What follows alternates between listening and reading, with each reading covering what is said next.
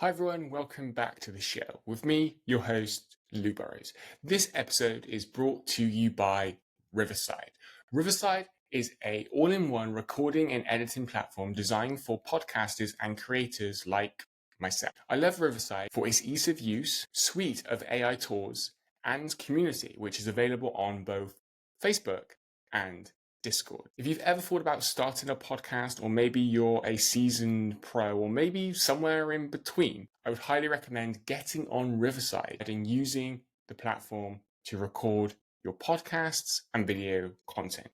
You can get started today by clicking the link in the show notes of this episode and using code Luke Burrows. That's using code Luke Burrows, my name, for 15% off a paid subscription. Now, let's dive into this episode as I am joined by Dr. Stefano Sinicropi, hopefully I pronounced his name right, who is a spine physician with over 20 years of experience in the healthcare field, and has performed, and this number just completely shocked me, and has performed over 9,000 spine surgeries, and over that time has grown concerned with the modern lifestyle and the growing rate in chronic diseases, and associates a lot of the surgeries that he has performed with our modern lifestyles, how we are sitting more, moving less, the quality of our food, and just generally how we live our modern lives. And so this episode is a passionate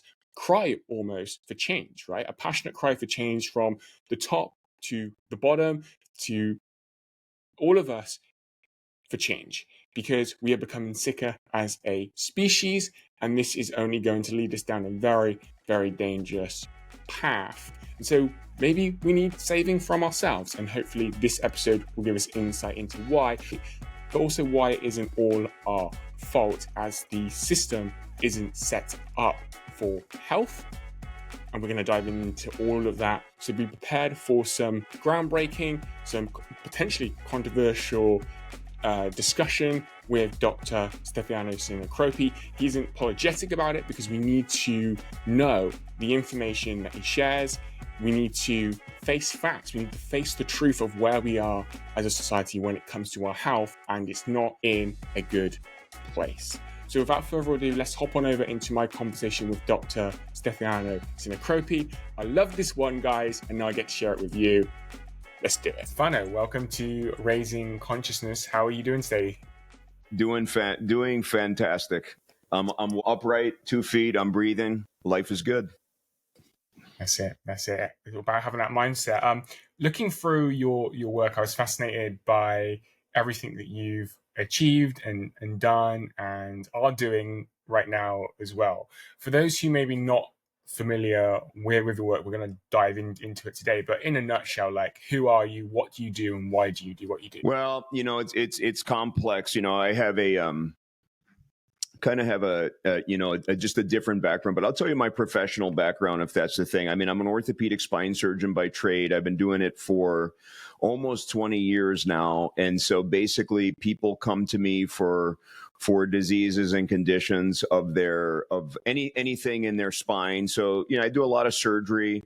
I evaluate all kinds of spinal issues. I also run the practice that I'm currently with, the only practice I've been in my many, many years of practice, which is called Midwest Spine and Brain Institute. I've been the CEO of the company for about the last 10 years, just trying to continue to build and develop an institute that provides world-class care to people that come from all over the United States to see our group. We do spine surgery, but I have a bunch of neurosurgeons as well. There's actually more neurosurgeons in our practice than there are orthopedic spine surgeons. And so that is one of my big passions in life, obviously, is spine surgery and pushing our program forward. The other thing that I'm sure we'll get into, because it's more along the lines of what your show is all about. I've got to watch a bunch of your episodes, and you've had some really interesting people on. And that is, a couple of years ago, really went down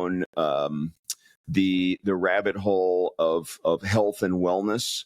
And this all came about because I started noticing how sick people were.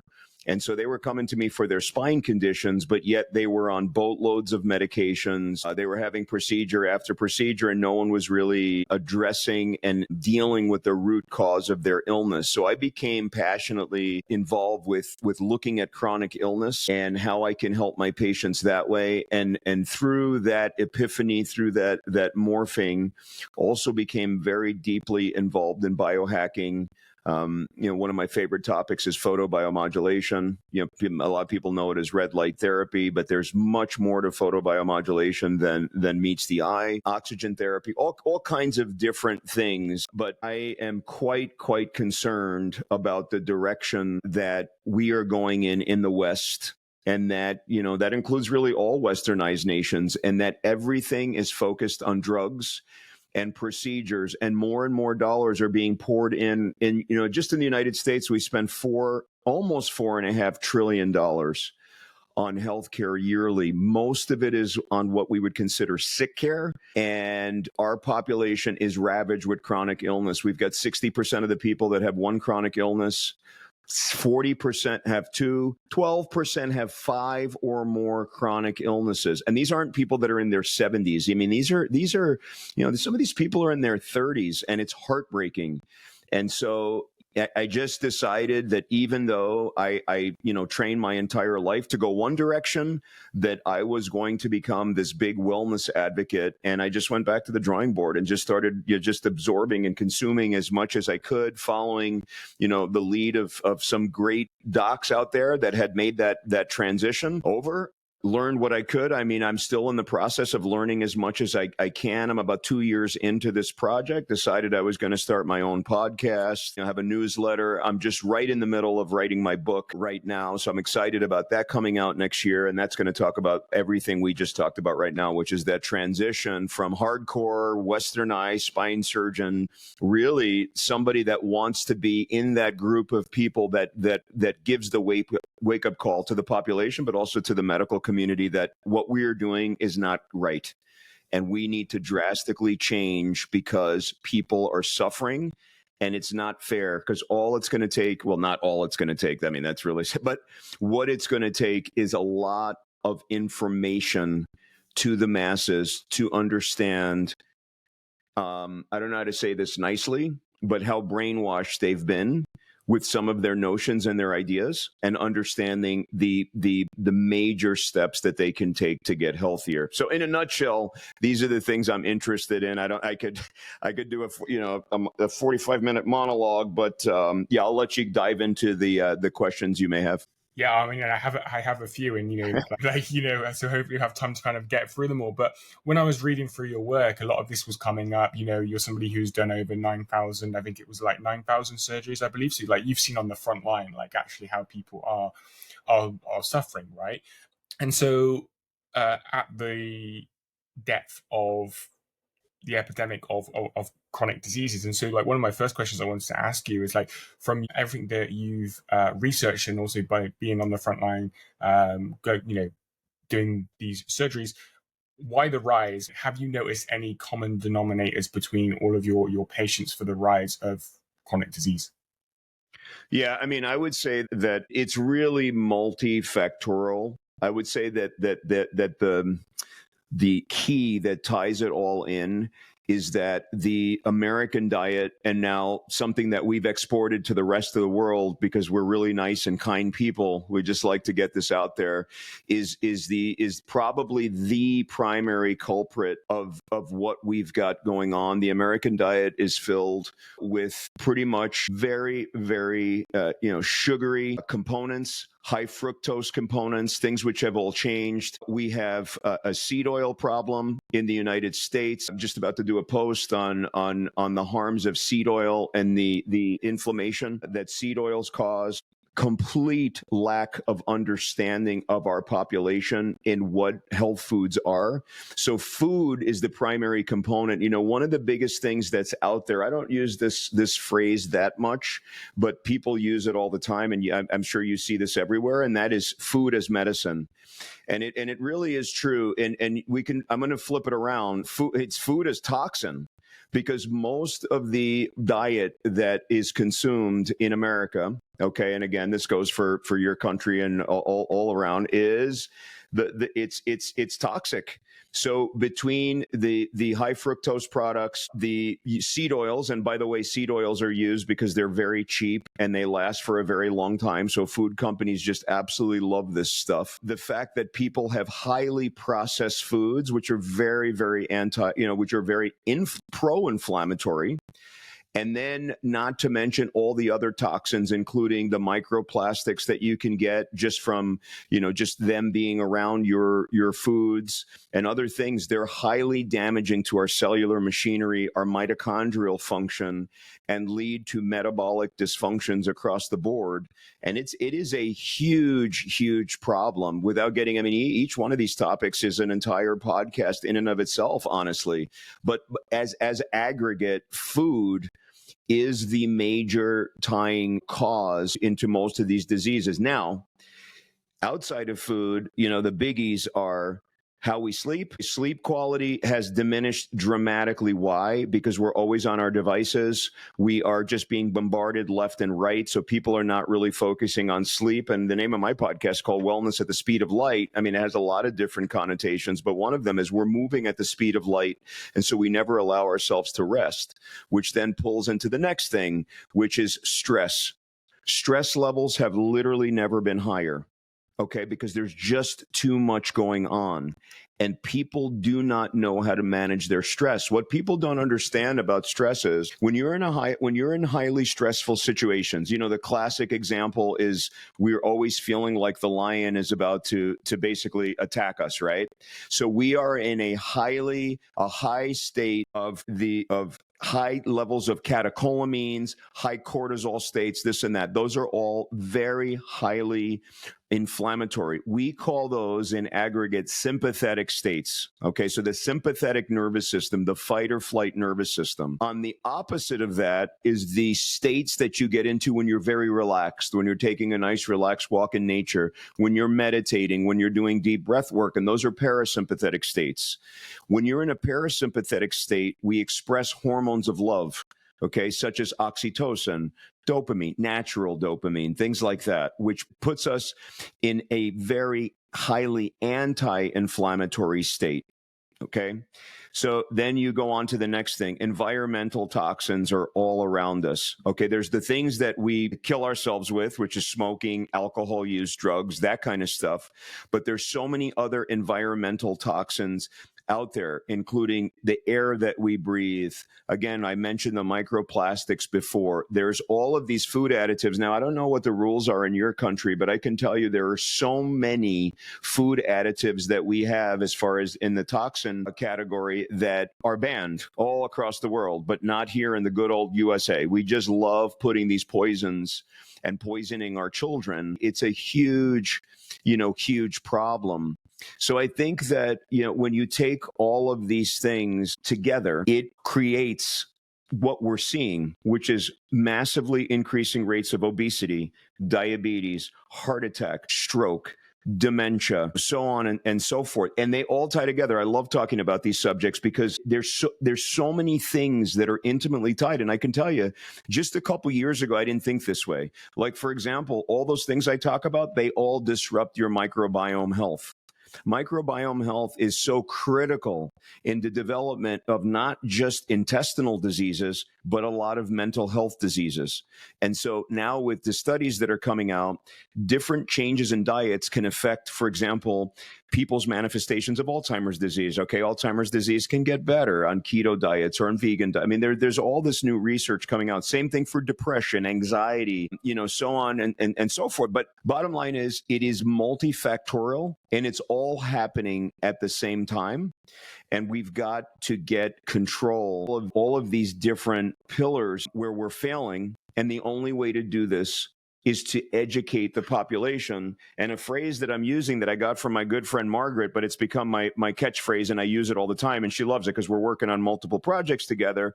And that is that our goal is really to have people become CEOs of their own health. There's nothing more important. It's more important than your 9 to 5 job, than your occupation. If you're not a CEO of your own health, what are you going to do? You're going to become very inflamed. You're going to develop chronic inflammation.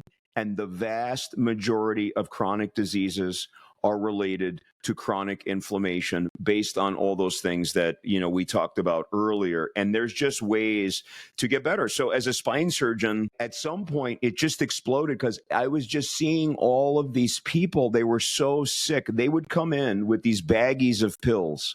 It's the most bizarre thing. I'm like, you are in your fees and you're coming in with a bag of pills. No idea what they do. They just know they take the green pill at one and then they take the yellow pill. No clue. And then I would ask, well, why were you put on this? Why were you put on this? And half the time they don't even know. They just know they don't feel good. Right. They've also had all these procedures and they're getting endoscopies and they're getting all these things. Why? Because they have irritable bowel syndrome and they have all these other things. So they're sitting there in the GI doctor's office getting tubes in every orifice, right? They're getting everything, scan after scan after scan. The vast majority of this stuff is preventable. And this is the message that I really want to get across to the world. And this is coming, again, from a guy that this isn't my thing. Yes, I was very health conscious before, I guess. So I was open-minded. And I know you're big. I know in your bio and things like that, you're very big on being open-minded. And that's wonderful. So I was already open-minded because I was always into diet and exercise. But it wasn't something that I was translating into patient care. Once I became nosy enough and started looking at everyone's everything, which we normally don't do as spine surgeons, we rely on the primary care doctors to do all that. And then they, approve them for surgery. I was alarmed. It's alarming. And it's preventable. It's not like we have some crisis that's going on. Well, it's too bad. These solar flares are just causing all of these health crises. No, it's a man-made health crisis. And we're being absolutely bamboozled by corporations and other people. They know exactly what they're doing, but yet they keep on doing it. And here we are. And the biggest thing that has happened is the corruption of the American mind and the Western mind, where they don't even know. Like people, you don't know that a 72-ounce pure sugar drink that you're coming into my office at 8 o'clock in the morning, you don't know that that's catastrophic to your health. This is how deep the corruption of the mind is gone now. And the only way to reverse it is by people that potentially, like myself, that were, I don't even call myself a skeptic. Yeah, on some of the biohacking stuff, I was a skeptic before. But on this other side, I wouldn't call myself a skeptic, but certainly somebody that wasn't alarmed by this. And now I couldn't be more alarmed. And it's all I want to talk about because it's devastating. And I see it. I have so many I have so many family members. They're so sick. And I try to talk to them about all these things. And for them, literally, just some of them don't even want to take a walk around the block. It's so difficult to explain to people how much better they can get just by making some of these lifestyle changes. And then if you throw biohacking on top of it, you're complete game changer because you're expediting that entire process. So hopefully, and that was my nutshell. I don't know how to give an answer that is less than 8 to 10 minutes long. So feel free to cut me off anytime you'd like. No, it's the passion coming through, and I think it needs that level of not just only passion but level of truth if we're going to reverse engineer of the man-made, as you said, situation that we've placed ourselves in, And so with that in mind, I was wondering, are you hopeful? Are you hopeful that we can reverse this? Because there is a lot of, the situation, as you've perfectly explained there, some people might find this very dark, and feel like, there's no hope. But are you hopeful that we can change it? Or do you also sometimes feel like it's a losing battle because you do have these big corporations that are putting all this stuff into our food, and what's the government going to do, really, right? I would love to explore that, your hope for the future, because sometimes it can seem a lot for people, all of the toxins and everything that we're exposed to. Yeah, that's a great question. Now, by nature, I'm just a very hopeful person. I'm a glass half full person. And I think in order to take on the task that I'm taking on for myself, because I'm putting a lot of personal pressure on myself, I'm not going to give myself an out. This is really what I'm dedicating the second half of my career to, is to make people healthier and happier and to just wake them up. Now, listen, there's amazing people out here that are doing the same, that have been doing it a lot longer than I have. And I follow them, and I'm hoping to follow in their footsteps, and then hopefully people follow in my footsteps, and so on. So I think that we can build an army of people that can finally, break through. So my answer to that is yes, I am hopeful, because eventually, I think the level of burden of illness, sometimes, that one of the most overused phrases, out here is, necessity is the mother of invention. And our chronic disease burden is so out of control that even though there is a lot of corporate interest to keep us sick and keep us commodities, because listen, there's no way to make more money than on sick people and sick children.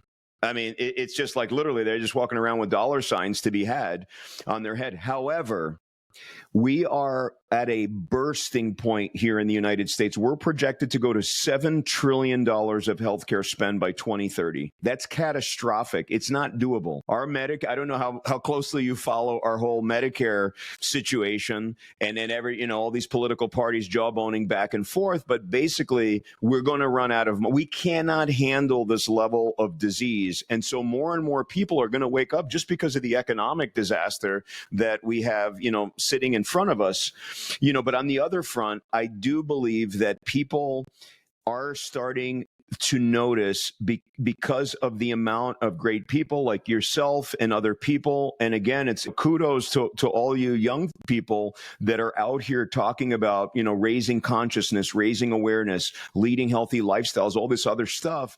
I think there's enough information now on social media and other outlets where it's not as basically, tamped down or watered down, because frankly, the media has done a very poor job of really telling people what's going on. Okay, that's a whole other, discussion. But I can tell you, for example, as of the recording, I don't know when this is, this episode's going to be released, but as of this recording, we just had, RFK Jr., come out and drop from his own presidential bid and join the Trump campaign now. Right. So being completely, this is not political. People know that I'm not political in my role as a physician whatsoever. My main concern is what is out there. But I can tell you this last weekend, I've seen more on mainstream media about the harms or potential harms of seed oils in this last weekend since RFK announced than I have in my entire adult life. That's how much it takes for somebody like RFK, who's and again, I don't, that doesn't mean that I believe in other theories that he has. He has a lot of stuff that's way out there. That's not, the purpose of what I'm saying, but his ideas on food safety issues and seed oils and corporate interests are spot on. He has, so many very, very dedicated physician followers, really smart people that are in all from all political bents. And so my hope is that more people like himself, and there's so many great physicians out here. I actually had a guy on my show, Dr. Robert Lufkin, and he wrote a book essentially called Lies I Told in Medical School. That's not I'm paraphrasing it a little bit, but basically he came on, he developed 4 chronic illnesses himself. And then he realized that the way that the westernized medical community was treating him was not working. And so he was told he has to be on medication his whole life. And guess what? He stopped taking in sugars. He stopped seed oils. He did all this stuff, and he completely cured himself of his ailments. And I encourage everyone to go out and get his book. He's brilliant, but I had a great conversation with him. I had him on my podcast.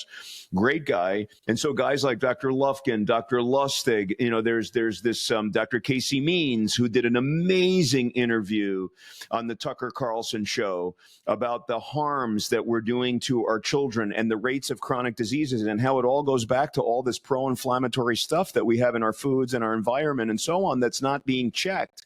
And so I am seeing seeing, I think that we are on the verge of this massive revolution that's coming. And we've got to make a change because it is not fair to people to keep them sick and unhealthy when they can reverse the vast majority of these things by just changing their lifestyle. One other thing I'll say on this and why I'm so optimistic, I mentioned a couple names, but I can tell you most of the experts that I've had on my show that are physicians or PhDs or that kind of stuff, I've asked them all what their opinion is on drugs and procedures. And to a man, they're all everybody. It's interesting because some of them aren't even on the show to discuss, more holistic stuff, but they all deeply know, they understand that it is lifestyle changes first. That should always be the go-to first, but it's always primarily medications and or whatever procedures that people are being offered. But I can tell you, that is my biggest, it actually upsets me. My patients come in, absolutely 80 to 90% of them have not been put on a lifestyle modification program. They've always gone to the well of prescription drugs. And I have to call it out as a physician. People are saying, well, why do you have to go out there and, make a big deal about it? You're a spine surgeon, just stick to spine surgery, stick to running your company. I cannot unsee what I've seen. And now that I've seen it, right? I've said this a million times on other shows and things like that. I'm just going to stand on top of a building with a megaphone and just scream until people pay attention. And if enough of us do that and enough of us come out of the woodwork and just say, you know what, enough is enough. I can't watch this anymore. I can't watch as an insider, as a guy that's been in practice a long time, that's done thousands of surgeries, that sits in boardrooms all the time with healthcare professionals. Can't watch it. It's horrible. And I could tell you, even in the boardroom, sometimes with high level executives and some of these all kinds of healthcare organizations, including insurance companies, hospitals, other things, I start getting into discussions with them on holistic treatments, on different biohacking methods, on seed oil stuff, on all this other stuff. I might as well be talking to a layperson that's never heard of this stuff. It's incredible how little even people that have been around the medical community for a long time understand the carnage and devastation that we're rolling out by not informing people how devastating their lifestyle choices, are for them. I mean, you're a young, you don't want to get sick by the time you're 40 and just be chronically ill for the rest of your life on every medication that pharma can make. I mean, come on, we have to change. We have to change our mindset. No, like 100%, and that's kind of like how I actually got into this, because when I was younger, I was facing severe anxiety, depression, etc. And I went to my doctor, and one of the first things he turned to was like, give me a prescription, right? And for me, maybe I'm programmed different or whatever it is, but I was like, how is this going to fix the internal feelings that I was feeling at the time, right? Because I did a lot of reflection, and it was linked to things like my social circle, my job, and just actually questioning my life purpose.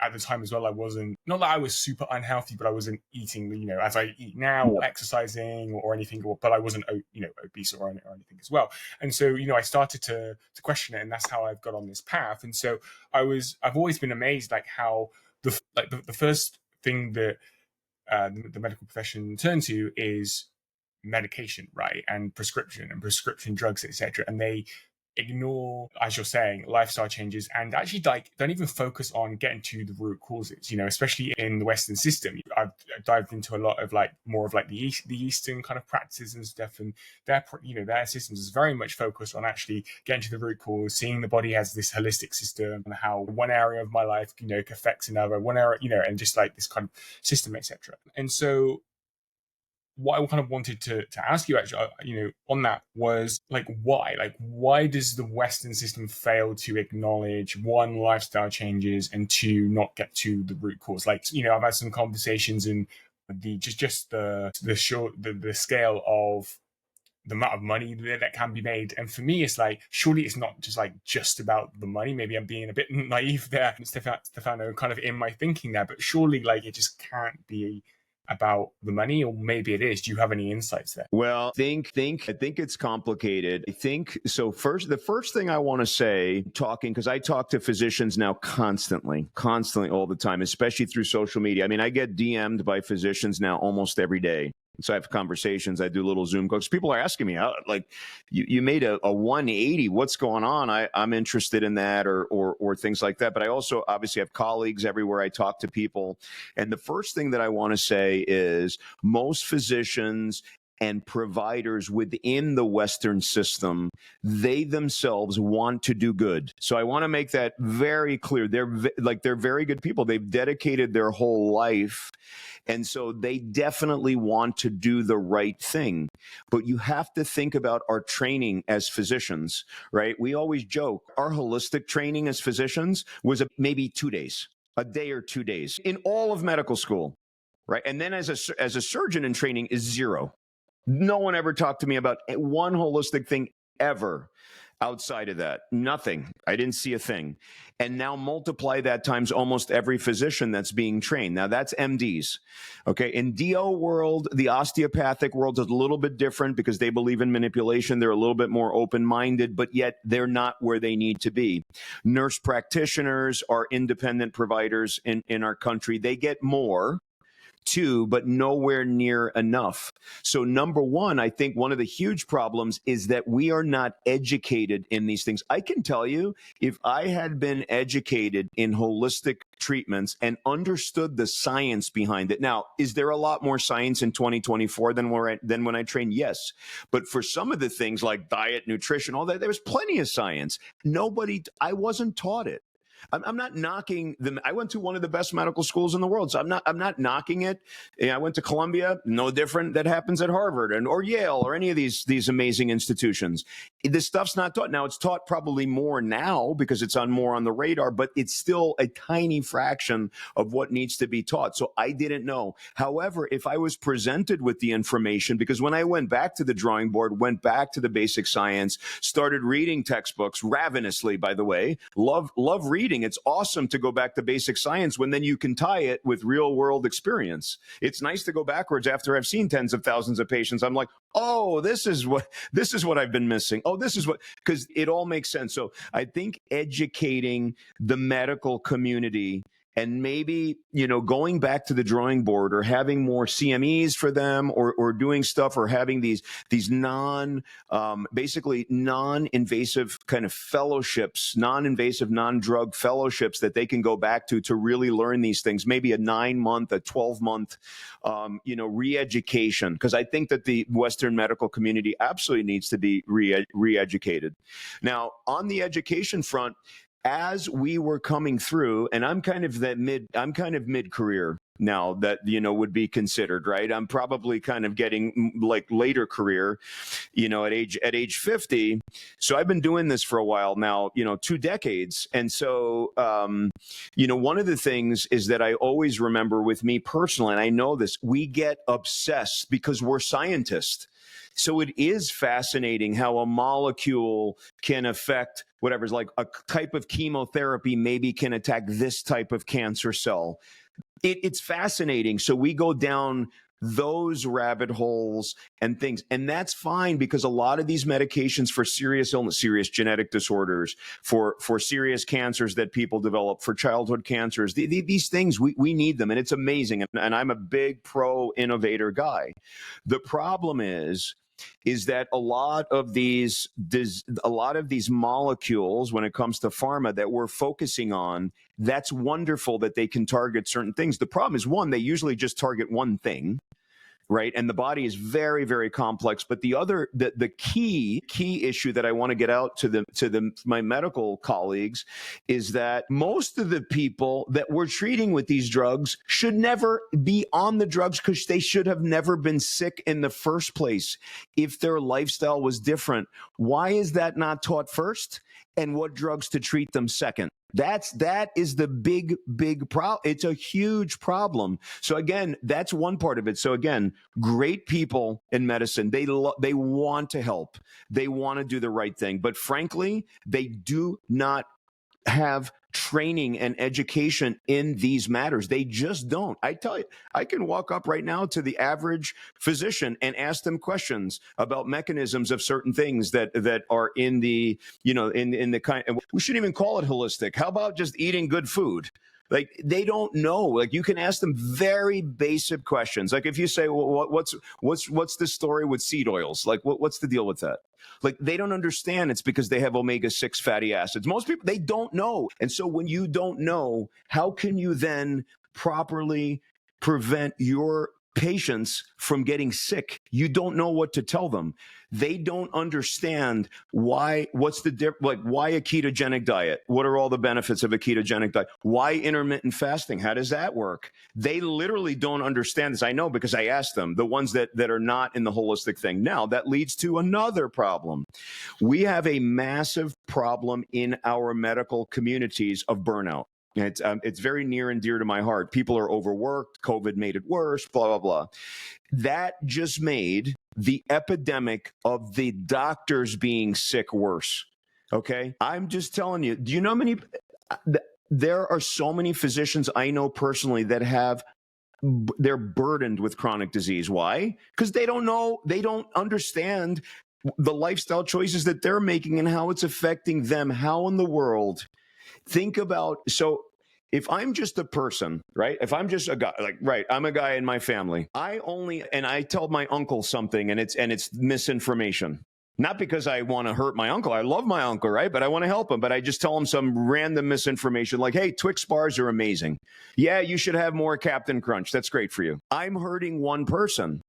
The problem is, if you have people that are seeing thousands of people a year and they themselves are chronically ill, they're burnt out, they do not understand the mechanisms behind lifestyle modifications and what a dramatic difference it can make, how they are touching then thousands, and it goes on and on and on. So that's, I think, one of the things that's not talked about enough is good people with very low information on how dramatic these things can make. Because when I look at the statistics of things, I was shocked because I wasn't paying attention to it.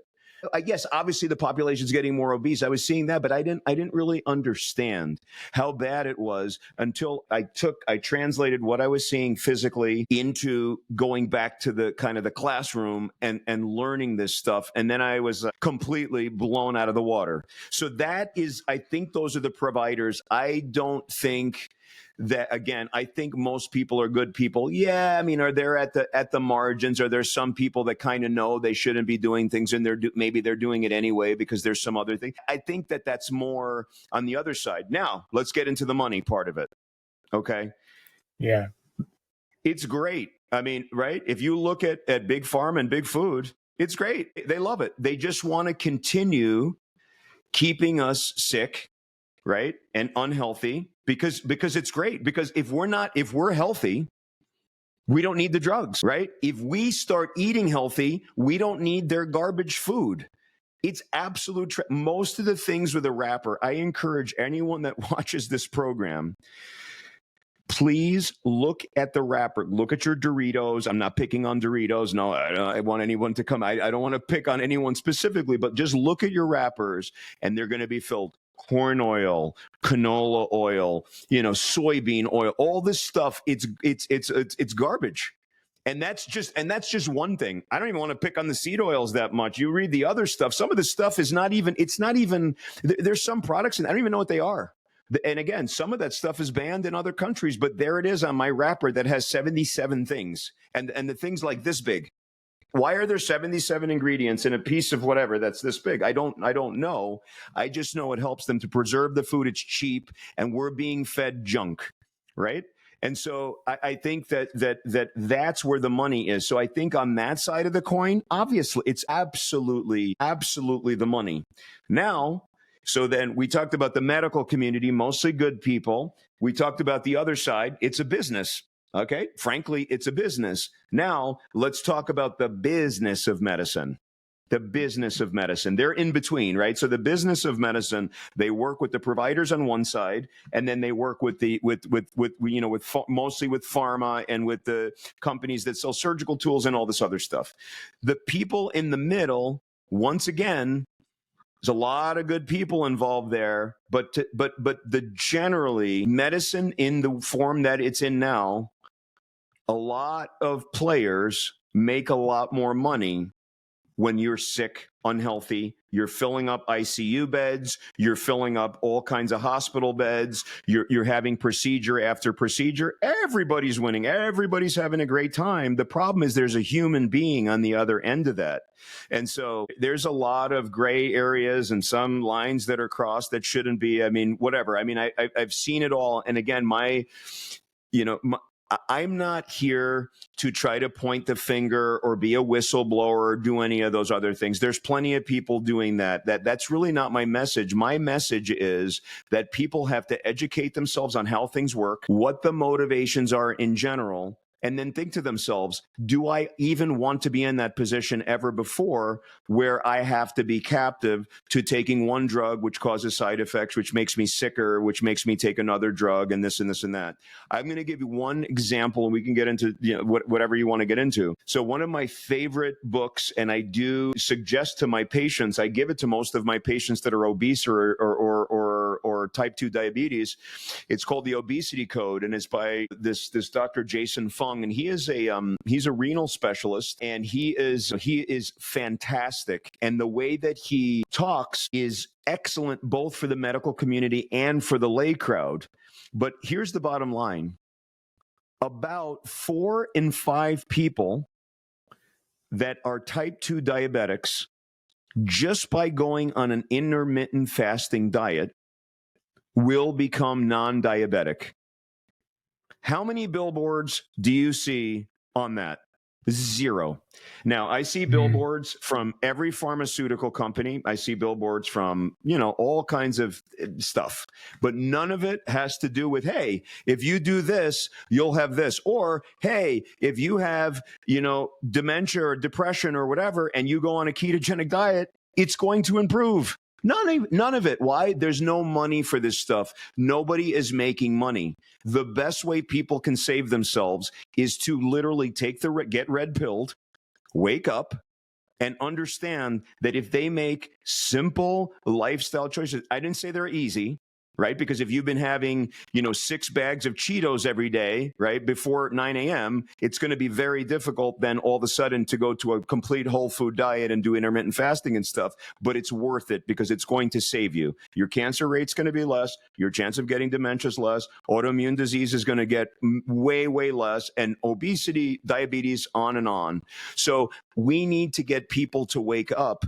Because if people wake up, the burden of chronic disease, all we'd have to do, if everyone decreased their sugar intake by 70, 80%, which still puts them not great, okay, it would immediately, within a year or two, it would be so dramatic, the decrease in people that are sick, it's insane. That's one thing. Now we start taking out the seed oils. We start looking at what toxins are in there. We take out the dyes. We have people not eat anything with a wrapper and everything is a whole food. I don't even know who would be other than people that are having traumatic accidents or have genetic disorders or other stuff, or genetically predisposed, for example, to have a heart attack or stroke where it's a true genetic problem. Everything would all of a sudden empty out. And people would be happier, healthier, kinder to each other, nicer, be meditating, doing all kinds of stuff. No, instead, we fill ourselves with junk. We have an anxiety problem. We didn't even get into the mental health crisis. Thank you for sharing your story and what you went through. How much of the mental health crisis has to do with the food, the toxins, and all this other stuff? I mean, it's so obvious. You talk to any of these incredible mental health professionals, it's not disputable. This isn't pseudoscience. We're not making it up. There's so many books and articles written on this topic. And I've had numerous mental health experts on my podcast, and they'll all tell you there's so much of mental health has to do with diet. Now, I'm not telling people that if they, are psychotic not to take drugs. I mean, there's plenty of resistant, things that resistant depression, all kinds of stuff. And I would leave that between you and your provider. This is not for medical advice, but so many people would feel so much better I mean, I can't tell you how many patients I've put on intermittent fasting or a paleo or ketogenic diet that come in months later and they're just like, man, God, my anxiety and depression just melted away. It's just pretty incredible. And that's without, I'm not a psychiatrist. I'm not anything. I'm doing it. I'm not even talking to them about their mental health issues. I'm just doing it because, they're 120 pounds overweight and diabetic. It's like, we got to make some drastic changes now, but then it ends up helping their mental health. So we just need people to wake up and understand how catastrophic the problem is. And when I say that, I am being alarmist because they should be alarmed because this is broken. It's broken. And we need to fix it. And again, we put together enough people that people listen to and they start believing us because I have no, it doesn't, if people eat a better diet, how does that, I don't make any money from it. Nothing happens to me. I just want them to lead better, healthier lives. And so most of the people out here that are preaching all this health stuff, they're doing it to the masses. They're just trying to help the world. So hopefully that answered your question. How did we get here? Like, if we look back through human history, time, etc., like this wasn't always the case, right? So, so these sorts of questions always fascinate me. Like, actually, how did we get here? And then obviously, then we can kind of look towards how we get ourselves out of it. And we've kind of alluded on some of that. But yeah, I'm curious, like how we got here. Do you have any insights on that? I mean, I would say it's pretty simple, right? Before the advent of antibiotics, right? Penicillin was discovered and then all these other antibiotics and things like that. And we started understanding infectious disease. The pandemic of 17 really taught us a lot about, we discovered they had no idea what it was. We discovered a lot of these things. So what was killing everybody at the turn of the century? Infectious disease. Right? The pollution in the water, all these other things, the cities. I mean, it's just fascinating to see how cities like New York and Paris and all these other things were built with these, but there was a lot of disease in the water. Same thing that's still going on in non-developed countries, malaria, other infectious diseases, things that we actually have answers to now.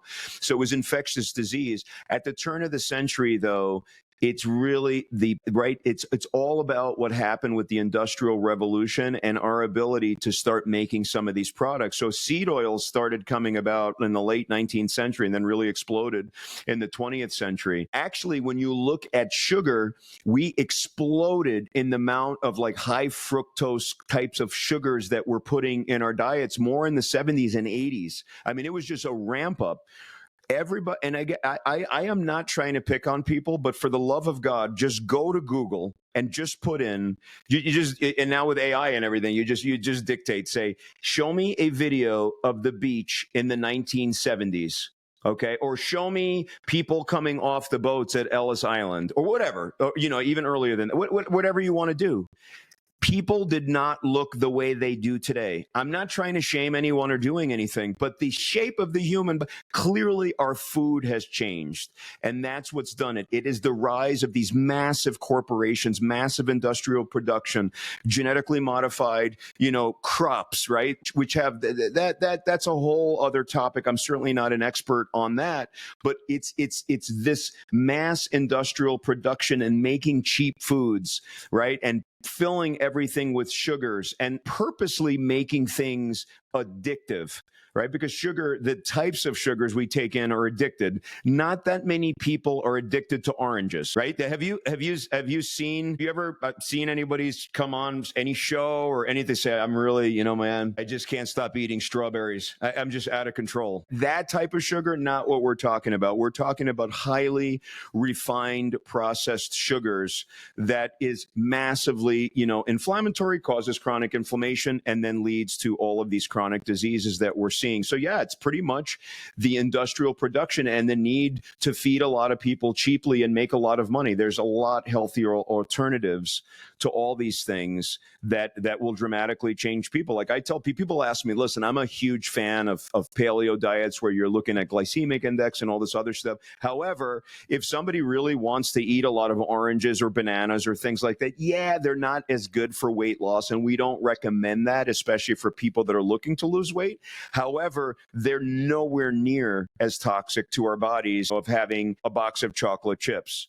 I share a story that I just bring up chocolate chips. I have to share a story. So I had a patient. This is how clueless people are. Again, I'm not trying to call people out, but I had a patient that needed surgery, but they were obese. So we talked, well, listen, you got to lose weight. You got to do other things. And it was actually pretty cool because their insurance company they were with, it was a patient that was in litigation, and the insurance company too, the doctor was like, this patient cannot have surgery until they drop 50 pounds because complication rates are higher. And so the patient came in, was smiling, had lost like, I don't know, 2 pounds or something right after a couple months, was not following, by the way, what I had rolled out, and said, "Doctor, you'll be very proud of me."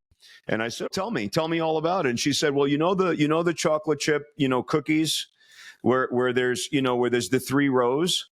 She said, every night I used to have like 2.5 to 3 rows of the chocolate chip cookies. But now, for my dessert, I just have 1 row. This is an adult. This is the modification of her lifestyle.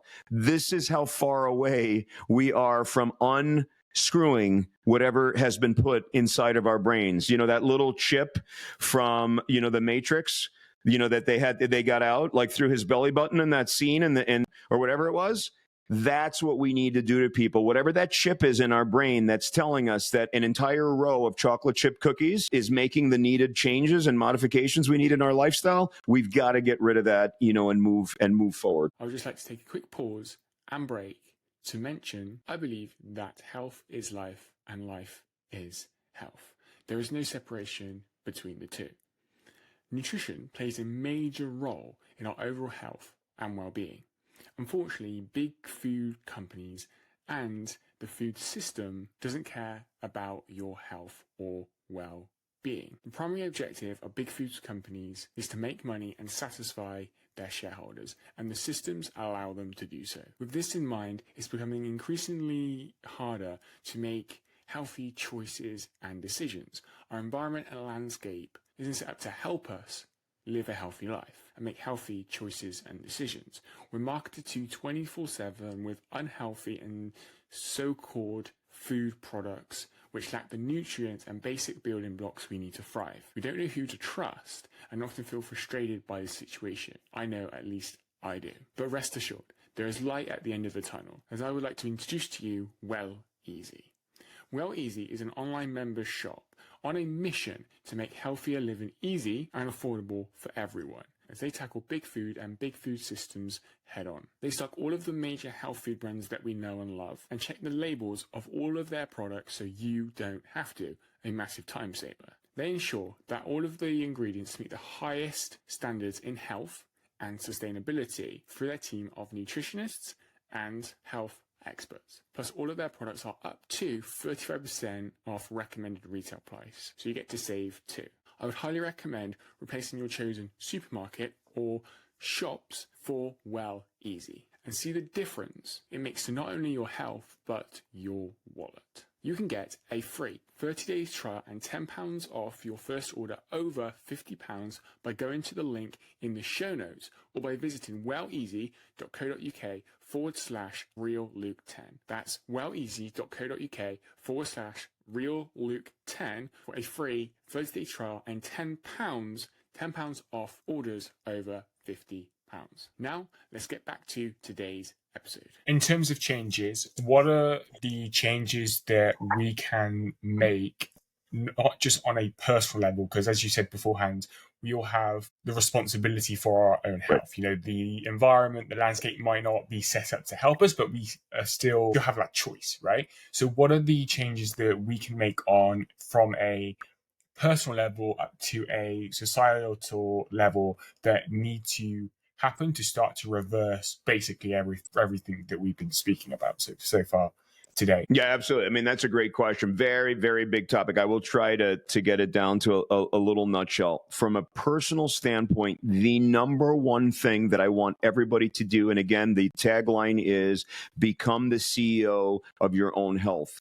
But in a nutshell, what that means is go and do the research. Follow people you trust. If you're more of a social media person or you really like your podcast, there's some phenomenal podcasts out here, like Heal with Kelly, watch my podcast. There's so many things, the Huberman Lab, there's so many great podcasts out here that you can learn from. But social media, there are great people on social media to follow. There's a lot of very highly educated physicians, non-physicians, all kinds of experts that can help educate people. Read books, go out there. How can I improve my health? There's amazing books out there.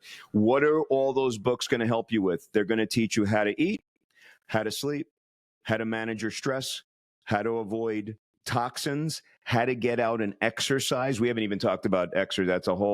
That's a massive, massive topic, but those are the big ones. And then it's going to really teach you how to really pay attention to how everything is affecting mental health, getting help, understanding our mental health and how it affects everything, and how our physical and mental health are together. And then there's the whole spiritual thing. I think that being more deeply spiritual, whether it's through very deep meditation sessions, some people are religious, some people are completely agnostic, but they can still be spiritual. I think that there's all these different things that people can do personally to lead better lives, but you have to understand what's going on. No one should eat any food without understanding what it is they're putting in their mouth. Do not trust other corporations or anybody to tell you what to eat. You really have to think about it. So fresh, clean, whole foods. Think about intermittent fasting, which is my absolute favorite because it's the easiest for people to do. There's all these other diets out here. There's Mediterranean diet, veganism, all kinds of things and they all have their pluses and minuses. But generally, when you need to know what you're doing, when people become health conscious and they want to take charge of their health, they're different people, no matter what path they choose. There's some vegans that are in amazing health, some famous ones, Tom Brady, right? I mean, amazing. And then there's all these carnivores, amazing health. And again, they all are going to fight and they like to get on social and have all these fights. But the truth is they're all healthier than the general population. And that's really what we're looking to do. From a more societal perspective, I think that we absolutely need to mandate a large amount of training in all of our medical schools, in all of our nurse practitioner schools, in all of our physician assistant schools, in nursing school, much more in the way of holistic health and training. And then at the legislative level, we need to continue to lobby Congress and other bodies that, it's different, obviously, in every country, but we really need this to get to the top. And the best way sometimes to get to some of these people is to point out health issues that they or their family members have, and then they're interested. I was actually out in DC a couple months ago lobbying, mostly for light therapy, for photobiomodulation, which we didn't get a chance to talk about all these biohacks, which is fine because that's hours of discussion. But I was out there lobbying. And the thing is, every time I went and talked to a different congressman, it's very simple.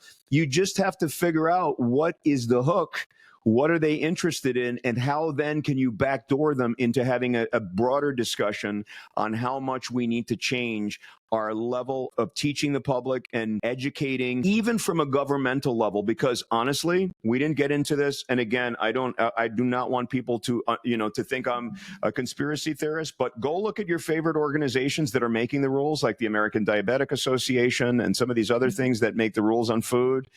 And one of my favorite things, and it was one of the funniest posts. I think I laughed for like 20 minutes. I mean, I was just, because it's true. So Dr. Lufkin that I mentioned earlier, he had a great post on social media. And basically he showed a video of the educator for the American Diabetic Association. And the title of the post is, if you want to get diabetes, follow exactly what she's telling you to do. Okay. And that's pretty much what it is. We need to change our regulatory. We have to be more transparent. We have to just root out inaccuracies, and we have to stop peddling misinformation, especially from those that are the authorities. And if you look at people's belief in the authorities, it's going down. Because at some point, you know what? Fool me once, right? I'm not going to do that. I don't want to screw it up like George Bush did. But I can tell you, there's only so many times that I'm going to listen to people's BS before I call it out. And that's what I'm doing now as a surgeon and wellness advocate, is I'm just calling out the BS because I'm done. I cannot watch people suffer anymore. And I think that I took an oath, do no harm and do good. And again, I can't unsee what I've seen. and I'm going to push it forward and try to push it forward. Again, I'm going to try to be non-controversial about it. It's more about educating and letting people know what's available to them and how they can make the needed changes in their own personal situation. Before we wrap up, like one thing that you mentioned there that I find perplexing actually is how within, like, if it's big pharma, big food, at these big kind of companies and level, like, surely they must have friends or family members or even themselves that are suffering from chronic disease, right? Yet they are part of the system that continues to fuel this phenomenon, right? So it's interesting you say that actually one way how we change that is by actually having those conversations and actually finding what they're interested in. Do you have any like additional kind of thoughts on that and kind of what I've shared there? Because like they can continue to fuel the problem, but surely like they must have people in their friends and kind of family circle that, or even themselves, right? So surely they can see the problem but continue to fuel it. Yeah, unfortunately, that's the part where it is very disappointing because internally, without pointing anything, I am certainly not a conspiracy theorist. People know exactly what these things are doing. Unfortunately, a lot of the regulatory bodies also know exactly what's happening, but yet there's just too much money. Again, let me restate it. It's $4.4 trillion. The system. This is like it's massive, and so they might know that their friends and family are suffering, but and they might instruct them differently, right? It's just like Congress has a different health plan than most people, right? So when you have the means, you do whatever you want, right? So I'm sure there's a lot of people in Congress, right? They treat with naturopaths.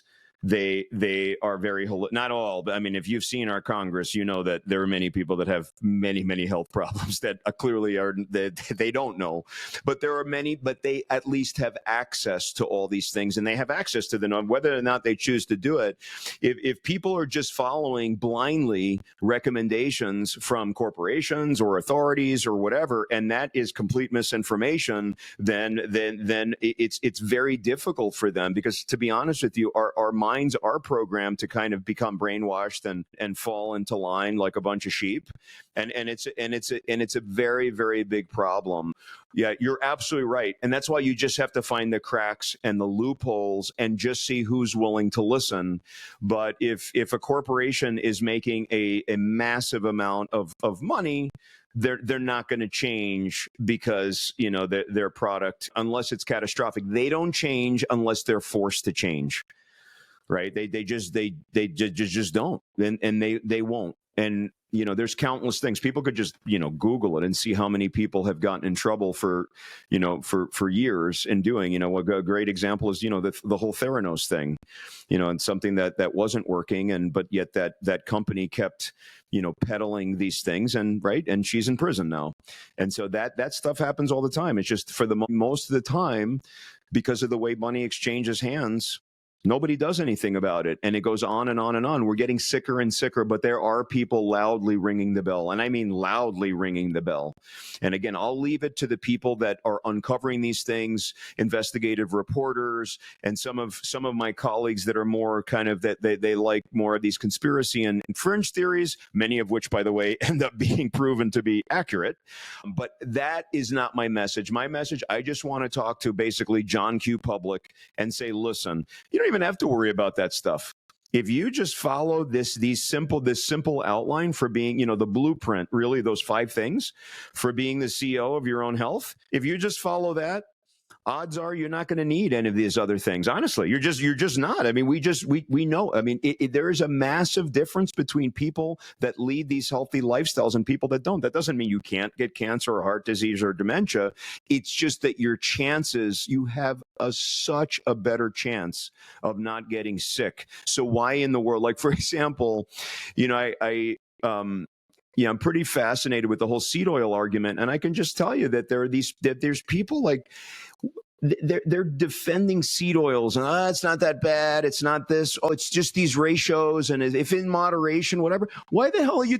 Listen, what's the difference? If you don't ever have seed oils, it's not going to kill you. So why are we promoting stuff that we know is inflammatory? There has to be ulterior motives. It's bizarre. I don't, we can't, you have to verify sources. You have to do your own research. And again, you have to manage your own health, or otherwise somebody else will be managing it for you. And you better hope it's not one of my colleagues in the medical ICU when you've got a tube down your throat and they're trying to figure out if your kidneys are ever going to work again because of your lifestyle. Yeah, that's the bottom line. Just really quick on the story, kind of on the seed oils. So there's this guy that pops up sometimes on my LinkedIn feed. I think it's because like he creates content on quote unquote health, right? And obviously I follow that kind of hashtag and stuff. Of course.